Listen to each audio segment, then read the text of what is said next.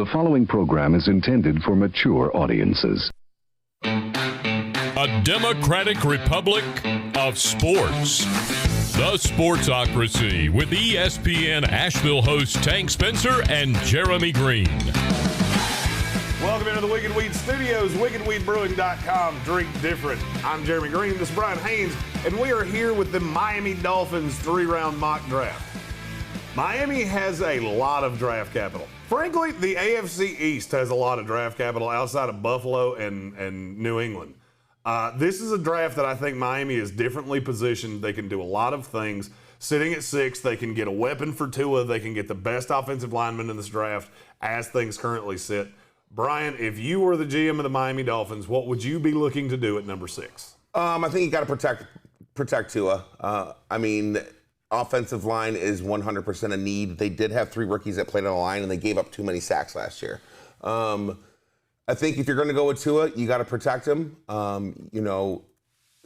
With the number 6 pick, as you can see, there's someone that's still available, and he is all-world. They also need an edge rusher later on in the draft, I believe. The thing about Miami is that they have a lot of pieces, and this is hard for me to say as a Jets fan. They have a lot of pieces that I really like. I liked Austin Jackson in the draft last year, but I think he's a right tackle. I think the best production you'll ever see from him will be on the right side. I like Robert Hunt. I like him better as a guard. I like Solomon Kinley. Eric Flowers, not so much, and you can save a little bit of money by moving on from him. For me, the best line you could possibly put in front of Tua Tagovailoa would be Skura at center, Penny Sewell, Hunt. My brain blanked on the guard. Yeah, I lost it too. Solomon Kinley. Oh, wow, there we go. There it is. Good Lord. Austin Jackson on the right side. I would love that line. That would, to me, be one of the best young lines I've ever seen. Mm-hmm. Penny Sewell's a guy that's he's gotten some negative. We've been watching tape on him for 2 years now, right. And it's the same tape. And the more you go back, it's like watching a movie multiple times. The more times you see it, the more things you start to notice. And you start nitpicking. If you're nitpicking Penny Sewell, you're doing it wrong. Yeah. This is one of the best offensive line prospects I've ever seen. At 19 years old, he was dominating the Pac-12.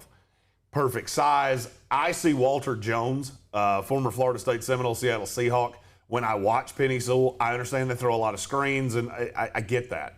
That can cover up a lot of things. He wasn't asked to go one-on-one with premier edge rushers very often. Okay. Yeah. He did everything he was ever asked to do. I think he'll be just fine. That's where I would go at 6. I know a lot of people have projected Kyle Pitts. Kyle Pitts seems like a hat on a hat to me with Mike Gesicki. I don't think they need a wide receiver as badly as everybody else does. I think they have the opportunity to get one of those later, which you'll see a couple picks from now. Absolutely. Is that the direction you would go, going Sewell as opposed to a receiver? I think it's definitely, instead of the wide receiver, I believe we've talked about this many times. There's a lot of wide receivers available in this draft. Penny Sewell is going to be a generational tackle. He's going to be there for 10, 15 years. This kid was unanimous All-American in 2019. He opted out, but he's still only 20 years old. You spoke about him being 19 when he dominated. He needs to improve his upper body strength a little bit. But the whole thing of this is you're going all in on protecting Tua. He's going to be the quarterback of your future. And we talked about this. The Miami Dolphins are in a unique position because they are a pretty close to playoff team already with a lot of draft capital. They made some good moves in the offseason. And I think by loading up, they're going to have a great time doing this the rest of the time.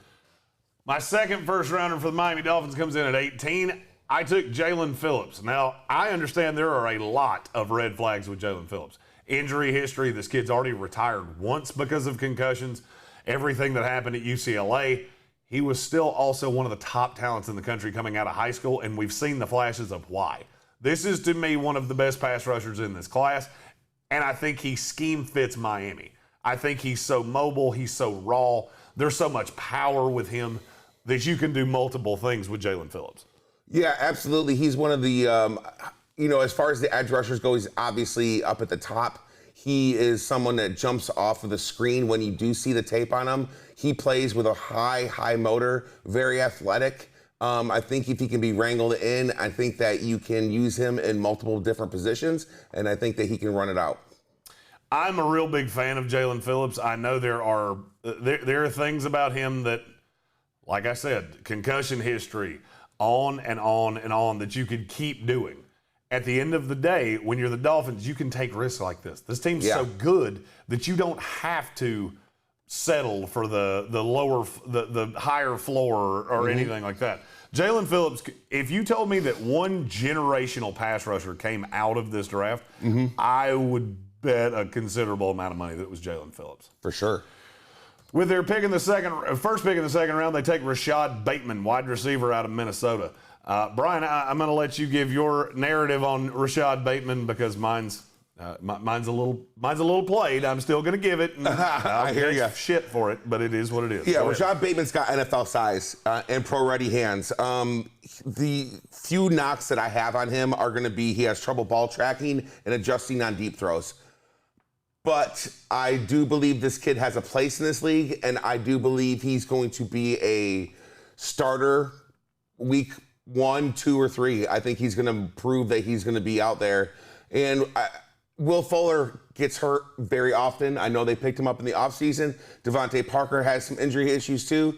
I like Preston Williams. This gives Tua 4 wonderful weapons to go along with Mike Gesicki, and then they go from the running backs from there. Okay, I have famously said that I have many questions about Rashad Bateman. Several of them are character related. Google it. It ain't that hard to figure out. I'm not going to get into what this kid did in his personal life. My problem with him is he has a 14% drop rate. He had 19 drops in his career on, 166 catchable passes. That is an alarmingly high number.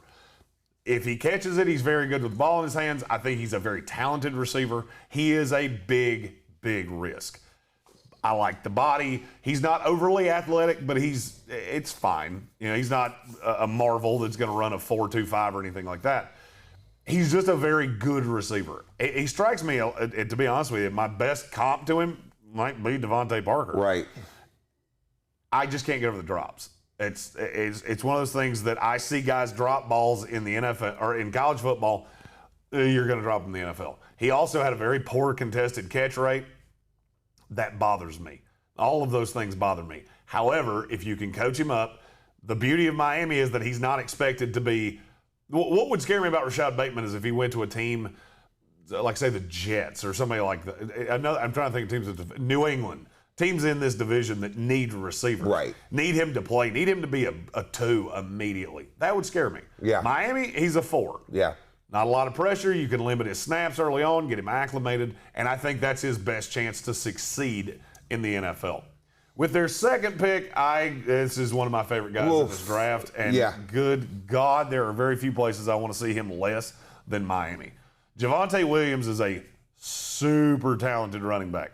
And some people will say, oh, this is too high. You work for the Carolina Radio Network. I do work for the Carolina Radio Network. Yeah. And I saw a lot of this kid.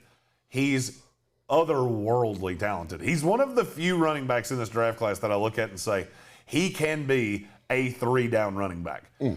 Here's what scares me about Javonte Williams. He and Michael Carter have been asked to do a lot since they've been at Carolina. I think he could be. I said many times before the free agency period started, Aaron Jones would be the perfect running back to wind up in Miami. I think Javonte Williams is actually a younger version of Aaron Jones. Yeah, he comes out of North Carolina where they were basically running a 2-back system.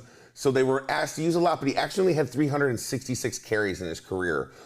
He is a complete package of power and speed, 3-down back for sure. I think he gives you that bruising back. I think then you can use Myles Gaskin as possibly a little change of pace, maybe even 3rd-down back here and there because Myles Gaskin showed that he could catch the ball a little bit out of the backfield last year. I love Javonte Williams. I think he's going to be a fantastic running back in this league for a very long time. And we've just pretty much, if you look at these first 4 picks, I mean, you are taking care of Tua and you're taking care of what you need, and it's looking forward to the future right now. Let me elaborate on what I'm talking about with workload. Javonte Williams runs in a way that I've only seen a few running backs in all the years I've been doing this run. Chris Ivory was one of them. The problem with guys like that is that every carry they have is like 3 of virtually every other running back. Because they initiate contact. They run violently. That's the thing that would scare me about Javonte Williams. That being said, the natural talent is fantastic. Yeah. I think he would be an immediate starter in Miami. Like you said, they have Myles Gaskin that could take a little bit of the workload off of him. And I think those two together could be a very good backfield tandem behind Tua Tagovailoa. My final pick, their 3rd round pick, Kelvin Joseph from Kentucky. 6'1", 190. The tape on him, the good is really good. The bad is fucking awful. The closest comp that, and this is a Pro Football Focus comp because I'll be honest with you, I couldn't figure one out, is Eli Apple. The good is super good. The bad is really frightening. That's the reason he falls into the third round. Miami does not need this guy to be tremendous. You have Xavier Howard. You have Byron Jones. Noah, whose last name I can't pronounce, and I fucked it up so many times I don't want to do it again. Out of Auburn that you took last year. He would be a 4th corner. This can be a project corner with the intention of bringing him along, and he eventually replaces one of the guys in front of him. I would actually really like that. I like that idea with this kid. My fear is that a team's going to ask him to come in and they need him to play the 3 right away. Do you notice a theme of me saying that with Dolphins draft Right, picks? I know, it's crazy. It's because they're so good and they're so deep that they don't need guys to be super impact players off the jump. Yeah. He's got really good size. At 6'1", I like the size at the corner position. He has a little bit of inexperience. What really got me to him was he played amazing versus Alabama. And I think that you can look at that tape and you see that and you can say, he's got some opportunities that this could be a good corner for the future of this franchise. Yeah, if you're a Dolphins fan and they do draft Kelvin Joseph, do yourself a favor. Don't put on the Florida tape because it wasn't good at all. At all. But there are a lot of raw tools here. 3rd round, that's where you start taking guys like that. And I think he would be a good risk for the Miami Dolphins. Live from the Wicked Weed studio, this has been our Miami Dolphins 3-round mock draft for the 2021 NFL Draft. Make sure to hit that subscribe button, the little beer in the bottom right-hand corner, so that you can see every time we go live. You'll know every time that we put out a new video, and you'll see all of our content from the draft. We will be reviewing every pick of the 2021 NFL Draft live right here from the Wicked Weed studios. Wicked Weed Brewing. Drink different.